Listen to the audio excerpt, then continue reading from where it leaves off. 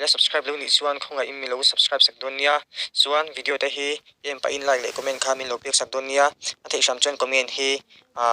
ingai dan ron soi ve don nia chuan video recording hi voi khat kan ti nia in du thu samang in kan thiam lovanga ma se khonga ya min lo ngai thlak sak sam turin kan nge na cheu chuan he ai mu nam jok le ngai thlak nam jok in kan ron le ngei ton ani ole video internet chuan mi che pakhat le mi pa pakhat aron langa mi chia chu Jennifer ni in ami pa chu Michael ani an pani hian nu pa ni in nu par the takan nia fa po an nei lo company san ve ve ana thokin en jong ve ve ani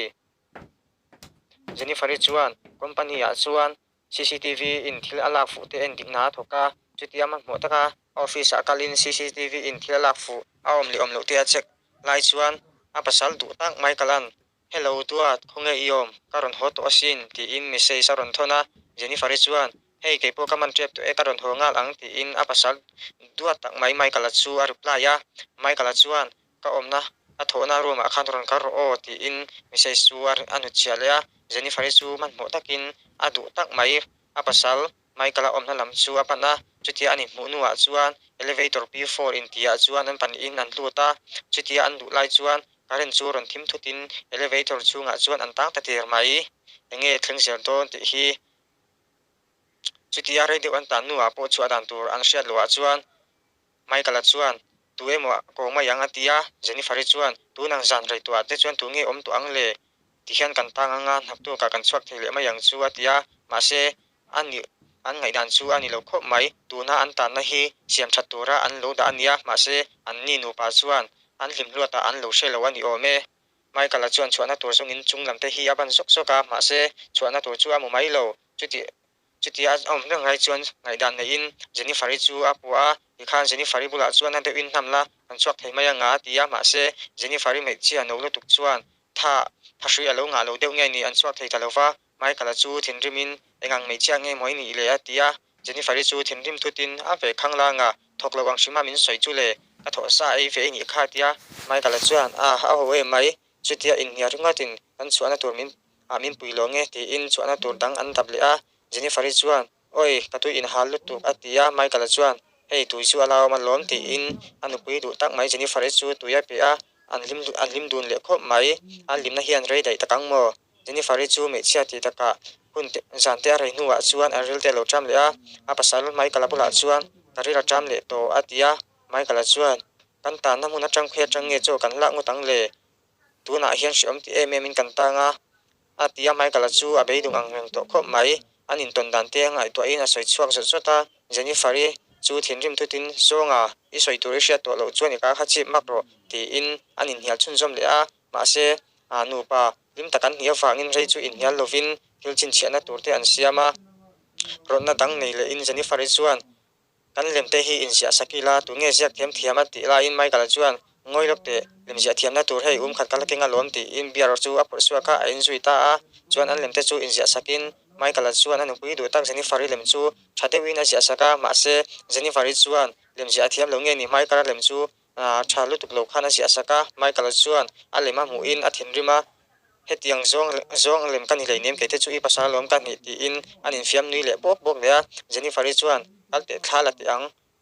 chuadan tur la ang box hi lo ti in video te an suta an lim na hi are angem ti hi an la she box hi lo ni e an tan in thim taka hian chuadan tur hi an she to lo ani Jennifer chu impose velin IGA zo khalifa ang mai chu ani om lo fe chutia anging man ti lai chuan nu pa ti taka zan lam thil te ngai tu thleng le in an statut le ta ma se chutia om dun reng cho statut le reng thei ni box hi lo chuadan tur kha ngai tu le ngai le si thi Michael chuan I thalak te hi kan post mai don ami atia Jennifer chuan signal am lo kha eng tin nge I post sanga atia wifi patur an songa vani thlak ta pem free wifi hi alom a Michael chuan Jennifer thalak pakhata posa Jennifer chu alungoi lo khop mai ngatinge ka thalak thalo beri posa min zo ma saktura lom ti in athin rima ma se thalak dang ani le wangin na dang post le chu Michael chuan atile a Jennifer chu alo lung oi le mai boka an nu pasing nu hi zong achang zona ha thla thin na in alimom ni hi tam so ko me chutia chuana turan zon lai chuan vani thlak takin chabi an mutatlat mai chabi hong tu tur anin chu na lama chuan anom na hi voi le khata aron nging thuta an pani chuan an han thal duna Michael chu thin rimin Jennifer bula chuan nga tinge chabi khamin chu kher khera min chu lo la chuan e kan chuak thei to turania tia Jennifer chuan nie ka ti pala ni min ngai dam ro o ti in apasal bula chuan ngai dam dira an thi pheng phung to a Jennifer Michael thin rum tuk chuan Jennifer chu akek lopa ma se nupui te khatia kotla ngota chua thei ni boxi lo Jennifer chuan ni china min ti tir kha chunglam kan hem fakanga kan chuak le thei mayanga atia Michael chuan ni tum to khai chua thei lo kha tia Jennifer chuan onem ta khian apasari ru ne thei ti taka voi khat kan ti leng chu atia Michael chu in ngai to in Jennifer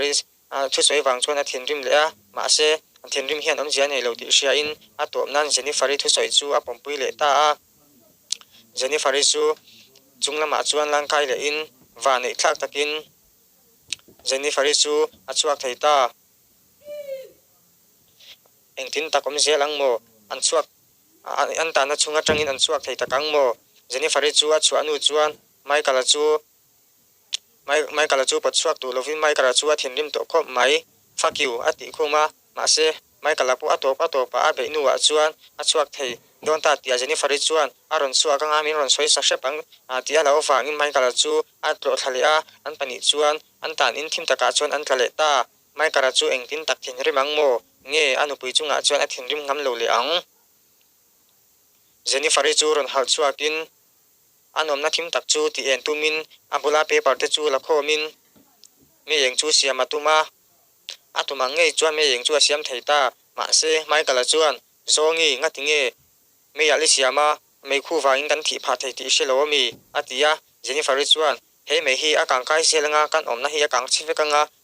kan chuak thei mai ang atia Michael chuan mol le tuk mai hui ham me chia hi jong in ru ngai to na hi awan toi thin take ti in eng muchungin alo soya Jennifer chuan group sang a live ane ya ma se tuma ma pui tu tur anom chuang lo a phone la alo ti to mai Michael chu thin rim takaron tho chuakin Jennifer bula chuan phone kha khoi su a battery alo anga tuma kan te pop thei to lowange atia Jennifer chuan alo ani to hi atia an pani chuan an beidung to khom mai chuti lain an thopui te pani an ma ni mutura kaltikha an reitak te wangin Jennifer le Michael mutul chuan an omna company lam chu an ron pan meka ma se engtin tapom zelang mo anin chan chuak thei takang mo company chunga chuan ron lutin an ni po hi nu pa lim takan ni mela tuna anomna hi tuna Michael thian te pa Erika te in ni in Erika hi miswal tu tak mai mi suamang ania tuna Michael te omdan po hi alo en tharenga Michael that turin avakalta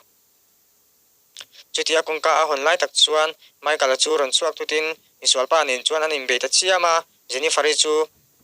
motor chuan kongsira hnol nupin vani thak takin Jennifer chu ala thilove Michael chuan anu puita nanun na alanta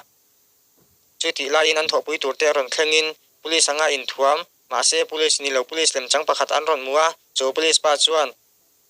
Jennifer chanu chu ron tha tuma chuti lai takin Jennifer chu antana changa ron chuakin cho police pa chu ni khoshelovin aron votluwa